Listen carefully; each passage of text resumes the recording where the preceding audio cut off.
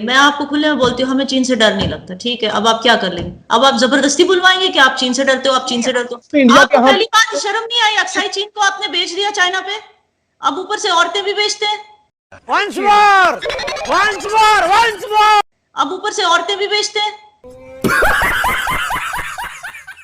नमस्कार दोस्तों, crazy debate के एक और नए वीडियो में आपका स्वागत है। आज हम एक बहुत ही धमाकेदार डिबेट देखने वाले हैं, जिसमें याना मीर ने पाकिस्तानियों को कूटा कम घसीटा ज़्यादा है। तो आपको डिबेट देखने से पहले बता दूं कि याना मीर एक कश्मीरी मुस्लिम लड़की हैं, जो कि कश्मीर में सोशल अवेयरनेस पर काफ़ी अच्छा काम कर रही हैं तथा द रियल कश्मीर न्यूज़ के एडिटर इन चीफ भी हैं। अब आपका ज़्यादा समय न लेते हुए चलिए वीडियो शुरू करते हैं। अभी मजा आएगा ना भिड़ो। याना, आप बताइएगा, हम लद्दाख की बात करते हैं, आपकी फौज कश्मीर का हिस्सा, हम कहते हैं लद्दाख कश्मीर का हिस्सा है। आपकी फौज की नाहलियों की वजह से चाइना आके बैठ गया है लद्दाख में। क्यों नहीं आप वापस भेज पा रहे? क्यों आपका फौज ठीक से काम नहीं कर रही? क्यों, क्या फौज आपकी डर रही है? असल वजह क्या है? जहां तक मुझे पता है, ना चाइना चाहती है वह वॉर हो, ना इंडिया चाहती है। ऐसे नहीं कि सिर्फ इंडिया वो कर रही है। जहां तक मुझे पता है, इन लोग ये थोड़ा अंदर घुस आए थे 3-4 किलोमीटर, तो हमने भी जाके वहां पे जो सारे जो बड़े बड़े पीक्स हैं, आई थिंक 6 पीक्स को हमने फतेह कर ली है। तो अब चाइना को पता है कि वो और 1 इंच भी अंदर आएंगे तो हम वहां से कितनी दहशत फैला सकते हैं चाइना के अंदर। तो मतलब, और हमने वो भी वीडियो देखा है जहां चाइना के सोल्जर्स बस में आते आते रो रहे हैं कि यार इंडिया को अब फेस करने जाना पड़ रहा है। आपको समझना चाहिए कि चाइना ने कभी कोई वॉर की नहीं है। इंडिया वॉर में इट इज मतलब सक्षम है, एक्सपीरियंस्ड है। इंडिया ने इतनी वॉर्स लड़ी, पहले ब्रिटिश लोगों के लिए भी लड़ती थी, वर्ल्ड वॉर 2 में भी लड़ी है। और मतलब इंडिया के जो सोल्जर्स हैं उनमें जो वो है ना, क्या कहते हैं, पैशन, वो चाइनीज में नहीं हो सकता, क्योंकि वहां पे 1 चाइल्ड पॉलिसी है। तो हर घर में एक ही बच्चा होता है। फिर उनको लगता है मुझे कुछ हो गया, मेरे माँ बाप का क्या होगा। तो एक वो चीज है कि और उनके अंदर इंटरनल स्टाइल वो भी बहुत है। बहुत सारे मतलब जो लोकल्स हैं उनकी, ये बात मुझे पता है क्योंकि मैं हांगकांग में भी रह चुकी हूँ पहले। बहुत सारे जो लोकल्स हैं उनको अपनी गवर्नेंस से खुश नहीं है, क्योंकि वहां डेमोक्रेसी नहीं है। उन्हें फोर्स किया जाता है ये सब लड़ने। हमारे यहाँ किसी को फोर्स नहीं किया जाता। जो फौज में भर्ती होते हैं वो खुद अपने पैशन से होते हैं। इंडिया के लिए एक पैशन होती है। तो ये सारी चीजें मद्देनजर रखते हुए हमें कोई रीजन नहीं है डरने का। We don't need to be scared of them. It's just कि इंडिया एक बहुत ही मैच्योर स्टेट है और वो कोशिश करते हैं कि नेगोशिएशंस में हम बात पूरी कर लें। लेकिन अगर नेगोशिएशन में ये होता है कि सामने वाले को भी बात माननी चाहिए। तो ये चीज है कि अब वहां पे स्टेटस क्वो हो चुका है। ऐसे नहीं कि वो अंदर आ गए। इनफैक्ट ये चीज है कि पाकिस्तान के हिस्से में जो था वो अक्साई चीन को उन्होंने बेच दिया। ये सबसे बड़ी शर्म की बात है। कम से कम हमने किसी को कुछ बेचा नहीं है, हम उसे प्रोटेक्ट कर रहे हैं। हमने पैसों की आड़ में या किसी भी ऐसे ग्रीड में अपनी लैंड किसी को बेची नहीं है, जबकि वो लैंड बंजर और बैरन लैंड है जिसके ऊपर वो इस वक्त लड़ रहे हैं। फिर भी हम अपनी सॉवरेनिटी प्रोटेक्ट कर रहे हैं। तो ये एक मतलब प्राइड वाली बात है मेरे लिए। ठीक। फैसल, गलवान वैली का सबको याद है, जहाँ पे इंडियन फौजियों को मार पड़ी थी चाइना से। और वो अगर इतनी चाइनीज डरपोक थे तो वो क्यों गलवान वैली में और आगे लद्दाख में इंटर हो रहे थे, भारतीय फौजियों को मार रहे थे? कल की खबर है, द हिंदू की खबर है कि चीन ने मजीद नए इलाकों पर कब्जा कर लिया है। पहले भी Galwan valley, Pangong, finger area, even वो तो अरुणाचल प्रदेश से भी आगे निकल चुकी हैं। वो तो जब चाहते हैं इंडियन फौजियों को फड़का देते हैं, मार देते हैं। उसके बाद वो ऐसा करते हैं कि जब ये रात को इनके फौजी सोने लगते हैं ना, तो वो बड़े से बाजे लेकर ना, वो बाजों में वो गाने लगा देते हैं, पंजाबी गाने, और ये बेचारे सो नहीं पाते। तो यहां तक बात है कि इतना ज्यादा उन्होंने वहां पे इंतजामात कर लिए हैं, उन्होंने शेल्टर बना लिए हैं जहां पे टेम्परेचर वो इतना ज्यादा कंट्रोल कर सकते हैं। अगर बाहर टेम्परेचर -40 से ज्यादा हो तो उनके शेल्टर में टेम्परेचर 15 से 20 तक होगा। और इनके पास टेंट्स हैं, इनके पास जर्सियां नहीं है। अभी अमेरिका जा रहे हैं कि किसी ना किसी तरह हमारी मदद करें, किसी ना किसी तरह आप हमें बचा लें। फिर ये कहती हैं कि हमें कोई टेंशन ही नहीं है, हमें तो कोई मसला नहीं है ना चीन से। अब अमेरिका ने क्या किया है, वो जो इनकी जॉइंट स्टेटमेंट थी वो उन्होंने तब्दील कर दी है। अमेरिका पीछे हट गया। उन्होंने कहा नहीं जनाब, हम लद्दाख के मामले पे आपके साथ नहीं है, हम ओवरऑल जो आपके चैलेंजेस हैं हम उनके आपके साथ खड़े हुए हैं।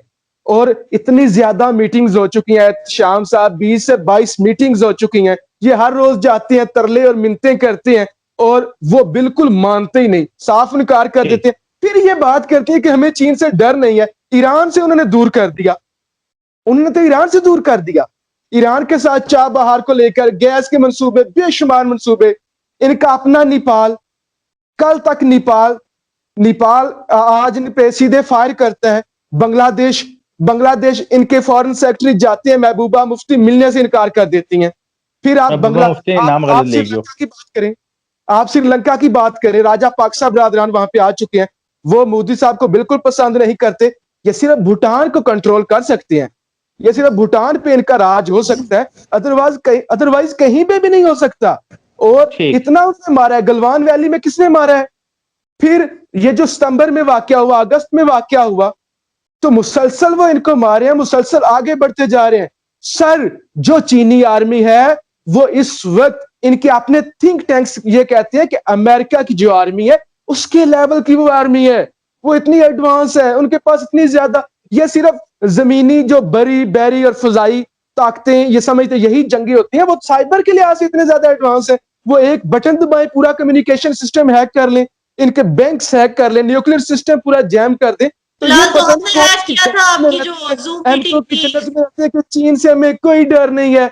अभी देखिए, आप राजनाथ सिंह की बातों को जिस तरह से इंटरप्रेट करना चाहते हैं करिए, मैं आपको खुले में बोलती हूँ, हमें चीन से डर नहीं लगता। ठीक है, अब आप क्या कर लेंगे? अब आप जबरदस्ती बुलवाएंगे कि आप चीन से डरते हो, आप चीन से डरते हो। हम नहीं डरते। And in fact I am surprised, मैं आपकी इंफॉर्मेशन से बहुत इम्प्रेस हुई हूँ फैसल साहब। मैं आपकी जो इंफॉर्मेशन आपने दी है, एक सेकंड, फैसल एक एक करके स्काइप पे वीडियो कट जाती है, जो छोड़ेंगे वो दी है, मैं आपकी तारीफ ही कर रही हूँ। सुन लीजिए, जो इन्फॉर्मेशन इन्होंने दी है एहतशाम साहब, I am very very impressed. I am just surprise कि वो अपनी कंट्री के बारे में इतना क्यों नहीं पढ़ाई करते जितना उन्होंने इंडिया के बारे में। एक एक कौन सा बंदा किससे डर रहा है, एक एक कौन खाने पीने को उसको नहीं मिल रहा है, एक एक चीज की इन्होंने हिसाब जो रखा हुआ है, अपनी कंट्री के बारे में नहीं कर रहे। Why you are not loyal to your country? You love India more than Pakistan, is it? आपको पता है कितने बच्चे पाकिस्तान में मर रहे हैं विदाउट नरिशमेंट? आपको पता है पाकिस्तान नंबर 3 पे है under nourished children in the world? आपको पता है? आप कह रहे हैं हमारे यहाँ भूखे मर रहे हैं लोग, वी आर द सेकंड, हम चाइना के बाद सेकंड फास्टेस्ट ग्रोइंग इकोनॉमी। आप क्या बात कर रहे हैं? आपको पहली बात शर्म नहीं आई? अक्साई चीन को आपने बेच दिया चाइना पे, अब ऊपर से औरतें भी बेचते हैं। आपको शर्म नहीं आती? आप हमें कह रहे हैं डरते हो, फिर आप क्यों? अच्छा, आप भी डरते होंगे इसलिए जो ईस्ट तुर्किस्तान में हो रहा है वहां उन मुसलमानों के बारे में कुछ बोलते नहीं आप, जो चाइना मुसलमानों के साथ करते? आप डरते होंगे इसलिए आप नहीं बोलते। हम तो नहीं डरते, हम बोलते हैं, हम तो उनका सपोर्ट करते हैं, उइगुर्स का। अगर हम डर रहे होते तो हम सपोर्ट क्यों करते, बताइए? अगर हम चाइना से डरते हैं तो हम सपोर्ट क्यों करते उइगुर्स को? नहीं कहा, अगर हम चाइना से डरते नहीं कहा, और उनके गले काट दिए गए। जो कुछ हो रहा है, जो कुछ आसाम में हो रहा है, जो कुछ मणिपुर में हो रहा है, जो कुछ नागालैंड में हो रहा है, जो कुछ बेचारे हमारे कितना पता है इंडिया के बारे में? देखिए एहतशाम जी, मैं कह रही हूँ ये अंदर से इंडियन है, ये पाकिस्तानी है ही नहीं। अगर ये पाकिस्तानी होते, इनको अपनी कंट्री का वो होता ना दर्द, वो सोचते बेचारे कितने हिंदू मर रहे हैं सिंध में, बेचारे कितने पश्तून एक्टिविस्ट मर रहे हैं, बट उनको वो पड़ी नहीं। बलूचिस्तान बेचारे कब से आजादी के लिए लड़ रहे हैं, बट उनको फिक्र ही नहीं, रहम ही नहीं अपने लोगों पे। देखो इंडिया पे कितना वो अपना वक्त जाया कर, कितने बेचारे पढ़ाई करते हैं इंडिया को लेके। आपको भी तो पाकिस्तान के बारे में बहुत कुछ पता है, और वो भी आधी से ज्यादा गलत, बट फिर भी देखो वो कितना अपना टाइम इसको डेडिकेट कर रहे हैं इंडिया को। आई फील कि इनको मिल जाना चाहिए इंडियन सिटीजनशिप। एक बार अप्लाई करना, मोदी जी खुश होकर दे देंगे आप, क्योंकि आपने इतना वक्त अपनी कंट्री के लिए नहीं दिया जितना आपने इंडिया को डेडिकेट किया है। फैसल साहब, पाकिस्तान पे वो सारी रिस्क ले रहे होते हैं। तो जब पाकिस्तान दुनिया का एक लौता देश है जहां पे पोलियो अब तक एग्जिस्ट करता है, उसके बारे में कभी सोचा? 50,000 से ज्यादा बच्चे हर साल मरते हैं पानी की प्रॉब्लम से।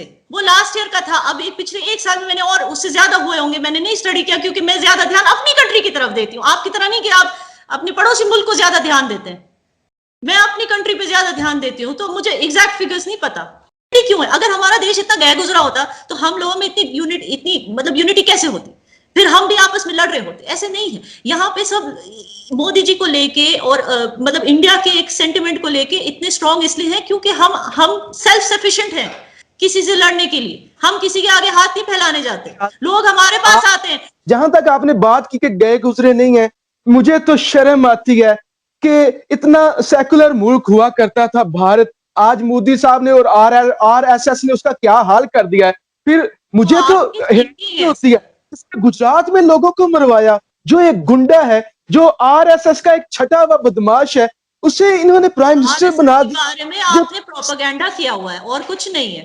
जब जिसे आप अमेरिका खुद अपने अपने मुल्क में छुपे हुए टेररिस्ट के बारे में कुछ नहीं कर पा रहे, लोगों का आप कत्लेआम आप अपने सुनिए, आप अपने मुल्क जला को के, और वो आज इंडिया का वजीर आजम बना हुआ है। मुबारक हो आपको, जो पता जिसने पीएचडी भी की होगी, मोदी साहब ने पीएचडी भी की होगी। 1 अरब 35 करोड़ का नुमाइंदा मोदी, जो मैट्रिक पास भी नहीं है। मुबारक हो आपको ऐसा वजीर आजम। हमें ऐसा कोई मैट्रिक पास चाहिए भी नहीं जो देश को लूटता है जैसे आपकी आर्मी वाले जनरल करते हैं। हमें ऐसे नहीं चाहिए। हम अभी डोंट माइंड अनएजुकेटेड, बट जो देश की जनता के बारे में केयर करता है और जो देश को आगे लेके जाता है और जो चोर नहीं है, वी डोंट माइंड। ओके। और दूसरी बात, आपने अभी कहा था आरएसएस गुंडे हैं। अब मैं आपको क्लियरली बोल दूं, ये आप बोल ही नहीं सकते।